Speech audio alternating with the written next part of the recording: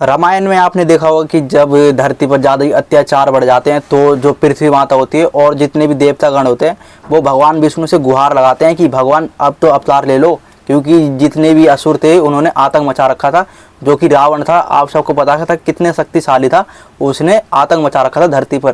कहा जाता था कि जब रावण चलता था तो पृथ्वी भी डगमगा जाती थी। इसके चक्कर में देवता और जो धरती माता थी उन्होंने, जो कि भगवान विष्णु थे, उनसे गुहार लगाई कि अब अवतार लेने का समय आ गया है।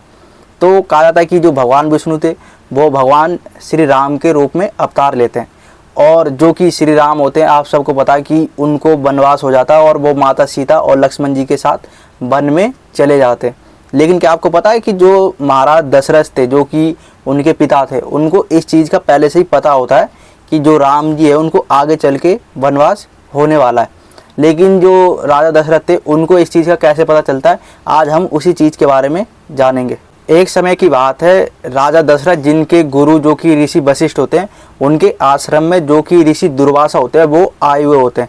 अब जो राजा दशरथ होते हैं, अब वो भी वहाँ पर चले जाते हैं और उनके साथ जो आर्य सुमंत्र होते हैं, जो उनके मंत्री होते हैं, वो भी वहाँ पर ऋषि दुर्वासा से आशीर्वाद लेने के लिए चले जाते हैं। अब कहा जाता है कि जो राजा दशरथ होते हैं वो ऋषि दुर्वासा से अपने चारों पुत्रों के बारे में पूछते हैं कि मेरे चारों पुत्रों का भविष्य कैसा होगा, उनके जो पुत्र होंगे उनका भविष्य कैसा होगा। वो अपने परिवार के बारे में उनसे पूछते हैं। तो जो ऋषि दुर्वासा थे वो क्योंकि शक्तिशाली थे, तो कहा जाता है कि ऋषि दुर्वासा अब क्या करते हैं कि उनके परिवार के भविष्य के बारे में बताते हैं। तो कहा जाता है कि ऋषि दुर्वासा जो कि राजा दशरथ होते हैं उनसे कहते हैं कि तुम्हारे जो पुत्र हैं उनकी जो आयु है वो दीर्घ आयु है, वो लंबे समय तक जिएंगे। और वहीं पर जो कि राजा दशरथ होते हैं वो कहते हैं कि मेरे राम का भविष्य कैसा होगा, क्योंकि जो राजा दशरथ थे वो राम जी से बहुत प्रेम करते थे। तो जो ऋषि दुर्वासा होते हैं अब वो बताते हैं कि जो तुम्हारा राम है उसका भविष्य अच्छा नहीं है।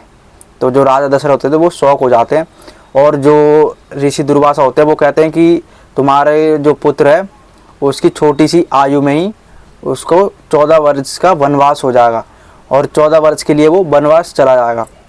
तो जो राजा दशरथ होते हैं अब वो उनकी बातें सुन रहे होते हैं और जो कि ऋषि दुर्वासा होते हैं वो ये भी कहते हैं कि उसके बाद जब वन से वापस भी आ जाएंगे ना, तो उसके बाद वो जो सीता और राम है दोनों फिर से अलग हो जाएंगे। दोनों के जीवन में अलग होना ही लिखा हुआ है, वो इस जन्म में कभी भी ढंग से नहीं रह पाएंगे। तो जो राजा दशरथ होते हैं वो बहुत ज़्यादा शौक हो जाते हैं कि ऐसे कैसे हो सकता है। तो जो ऋषि दुर्वासा होते हैं वो बताते हैं कि देखो राजा दशरथ, तुम्हारी पहली बात तो ये सोच गलत है कि राम के जीवन में जो कि वनवास लिखा हुआ है। वो कहते हैं कि राम जी स्वयं त्रिलोक के नाथ जो कि भगवान विष्णु है उसी का अवतार है, जो कि धरती पर आए हुए हैं असुरों का नाश करने के लिए।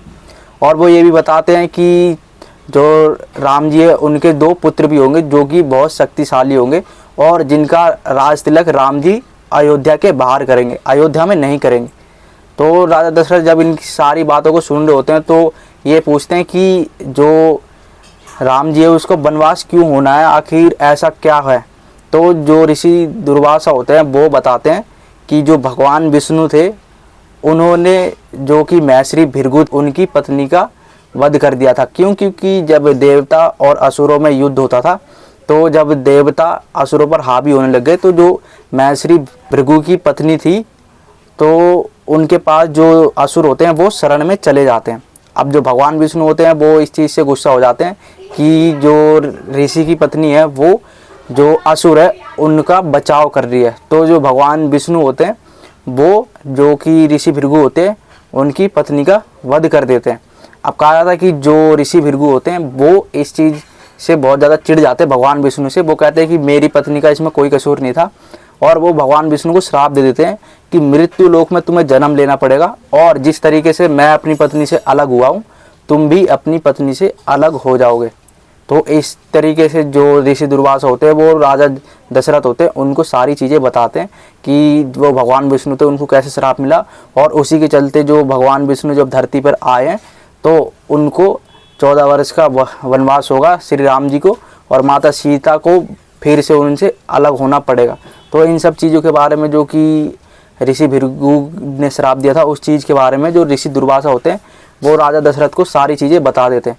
तो इस तरीके से जो राजा दशरथ होते हैं उनको पहले से ही पता होता है कि क्या होने वाला मेरे पुत्र के साथ। और जो सुमंत होते हैं, जो उनके मंत्री होते हैं, उनको भी इस चीज़ के बारे में पता होता है कि क्या होने वाला आगे राम जी के साथ, लेकिन वो फिर भी इस चीज़ के बारे में नहीं बताते हैं। क्यों? क्योंकि जो राजा दशरथ होते हैं वो उनको चुप रहने के लिए बोल देते हैं। तो इस तरीके से जो राजा दशरथ होते हैं वो अपने पुत्र जो श्री राम होते हैं उनका भविष्य जानते हैं, लेकिन जो ऋषि दुर्वासा होते हैं वो भविष्य के बारे में कुछ और ही बता देते हैं। तो राजा दशरथ शौक तो हो जाते हैं, लेकिन भगवान की जैसी इच्छा, अब भगवान जी तो आए हुए थे कि नाश करेंगे रावण का, तो इसी के चलते वो जो सीता माता होती है उनका हरण भी हो जाता है, और जो कि राम जी होते हैं वो जो रावण होता है उसका वध भी कर देते हैं। और 14 वर्ष का वनवास होने के बाद जब वो वापस आते हैं तो प्रजा फिर सीता माता पे उनके चरित्र पर लांछन लगा देती है। तो इसके चलते में जो माता सीता होती है उनको फिर से वनवास जाना पड़ता है, और वो फिर से वनवास के लिए चली जाती है, जहाँ पर उनको 2 पुत्र भी होते हैं जिनका नाम होता है लव और कुश, जो कि बहुत ज़्यादा शक्तिशाली होते हैं। और बाद में जो कि श्री राम होते हैं, जब जल समाधि होती है तो उन्हीं के भरोसे छोड़कर चले जाते हैं अयोध्या को, और जो नगर दिए हुए होते हैं राम जी ने उन सबको।